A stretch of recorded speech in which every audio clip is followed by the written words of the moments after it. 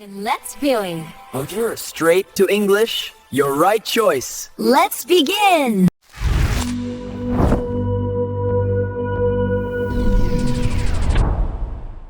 Welcome back. Today we are tackling a high-stakes environment that I think every single one of us has to navigate. Usually when we're at our most vulnerable. Vulnerable, you mean hungry. Exactly. Hungry, maybe a little tired, and you're sort of stuck in this social contract that's, well, it's way more complicated than we give it credit for.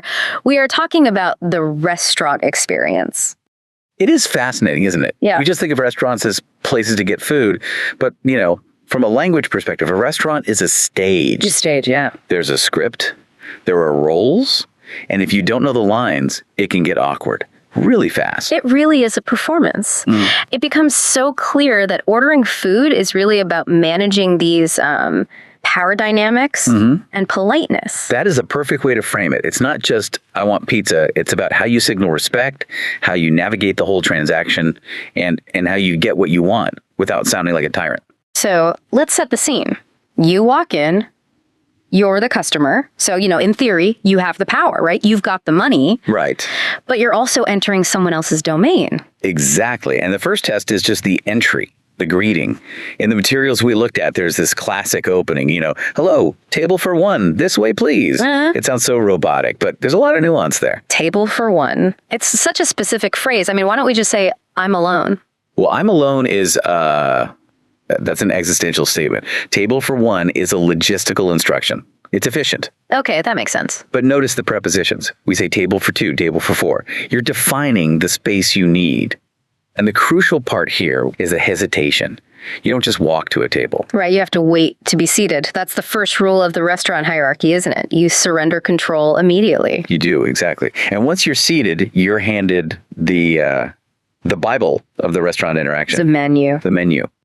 Let's unpack this word. I feel like we take it for granted, but the menu is basically the contract for the whole meal. It is. It's a list of available assets. Now, linguistically, the word comes from the French menu de repas, which means a detailed list of the meal. But in a modern English context, it has this dual purpose. It gives you information, yes, but it also serves as a shield. A shield? How do you mean? Well, think about it. When you're looking at the menu, the waiter usually leaves you alone. It's like a do not disturb sign. Yeah. The moment you close it, you're signaling, okay, I'm ready to engage. That is so true. I have definitely kept the menu open just to avoid eye contact because I wasn't ready to order yet. We all have. You might hear someone say, give me the menu. Whew. Yeah, that sounds harsh. It's incredibly harsh. It violates what we call the negative politeness strategy in English. We try not to impose on people.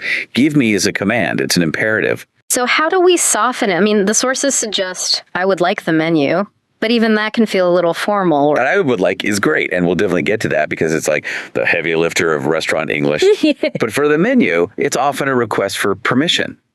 Like, could I see the menu? Or, may I have the menu? Ah, so you're asking for the ability to see it, not demanding the object itself. Precisely. You're pretending the waiter has the option to say no. Obviously, they won't. But by framing it as a question, can I? Could I? You're acknowledging their agency. It's just a little social dance. Okay, so we have the menu. We're looking at the starters, which I learned is the British term, but Americans would say appetizers. Yes. Starters versus appetizers. And then you have main course versus entree. That's the same as confusion. Right. In France, an entree is the starter. But in America, the entree is the main meal. That has confused me so many times. Okay, so we're looking at the main course. We've decided on the pizza. And now comes the moment of truth. The waiter comes back. Are you ready to order? And this is where the magic phrase comes in. You do not say, I want pizza. I want is for toddlers. I want is for toddlers or kings. And, unless you're wearing a crown, you should probably avoid it. The phrase that just instantly upgrades your English and your social standing is, I would like. I would like. Okay, let's break that down grammatically. What is actually happening there? It's the conditional tense. I would like. It's short for I would like to have. By using would, you're creating this hypothetical distance. You're not demanding reality. You're just expressing a preference for a potential reality. That seems like a lot of philosophical weight for a pepperoni pizza. It is, but that's how English politeness works. We really hate directness. I want is direct. I would like is soft.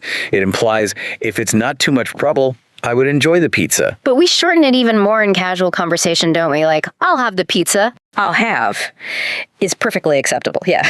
It's the future tense. You're sort of predicting what you will consume. I'll have the soda. I'll have the salad. It's confident, but it's not demanding.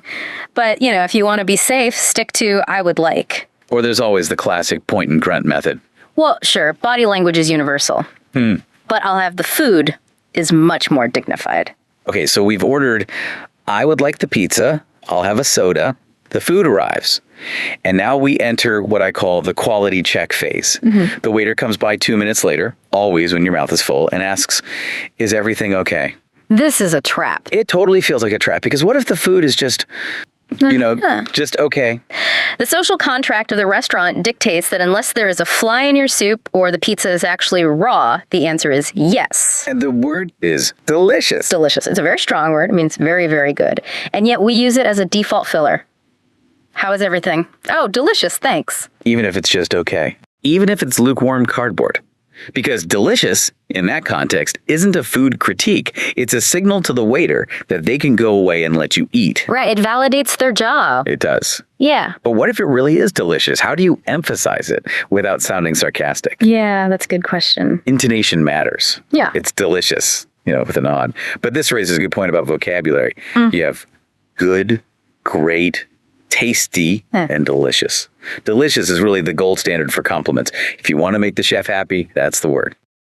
Now, I want to pivot to something that I think stresses people out the most. The end of the meal, you're full, you're tired, you just want to leave, but you're trapped until you pay. Ah, the exit strategy. The exit strategy. And this brings us to a major vocabulary split. The bill versus the check. This is the classic British versus American English showdown. So break it down for us. If I'm in London, what am I asking for? In the UK and largely in Europe and Commonwealth countries, it's the bill. Could I have the bill, please? And if I ask for the check in London, they'll understand you. I mean, American movies are everywhere. But they might smirk a little.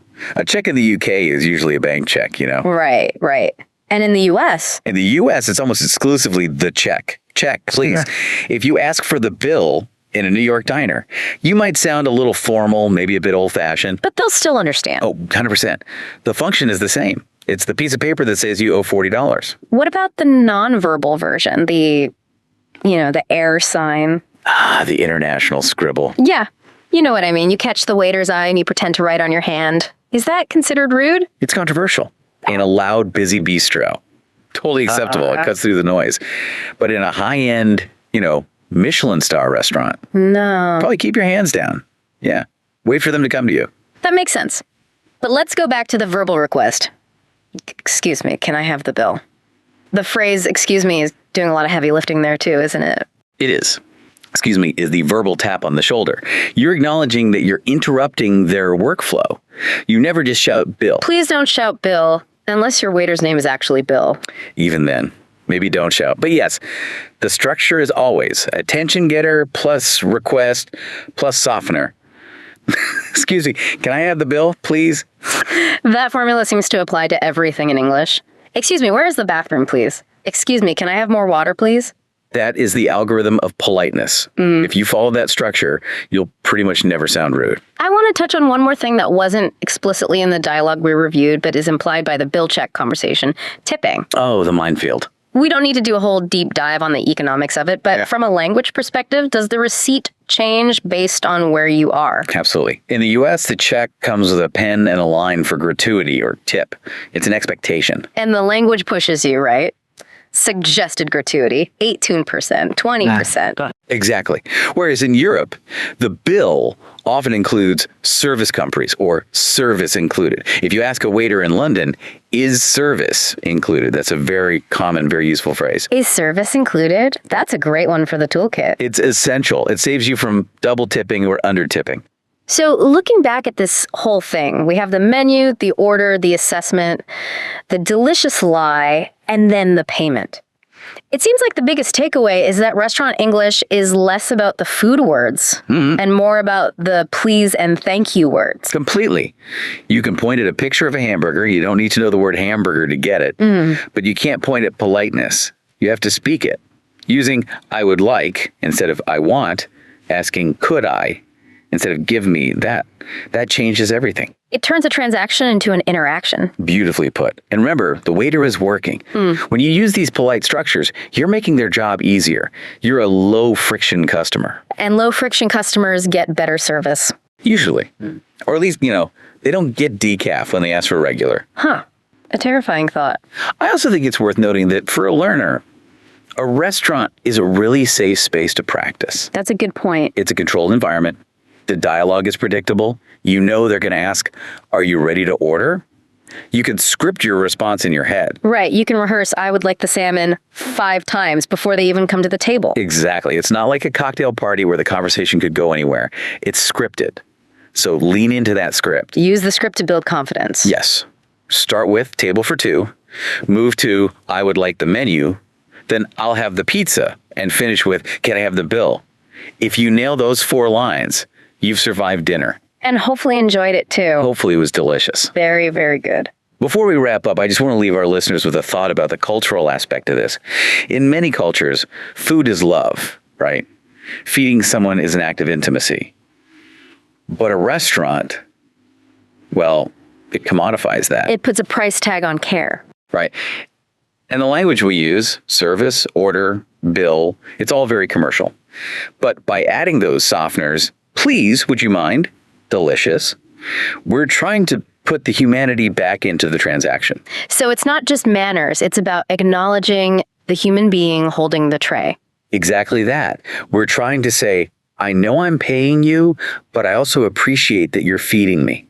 That's a really lovely way to think about it. Well, this has certainly given me a lot to think about for my next dinner out. Just don't overdo it. I would like to appreciate the fork is probably going a bit too far. I'll try to rein it in. Good plan. Thank you so much for breaking this all down with us. It turns out a simple menu has a lot of layers. Always a pleasure. Bon appetit. And to everyone listening, next time you're at a restaurant, try out some of these phrases. See if you notice a difference. And pay attention to the bill versus check thing, too. See which one feels right where you are. Definitely. And if you enjoyed, take a second to hit that like button, make sure you're subscribed, and have that bell notification on so you don't miss our next analysis. We have some great topics coming up. We do. Until then, enjoy your meals, use your conditional tense, and we'll see you next time. Goodbye. Bye, everyone. Thanks for watching. Don't forget to subscribe.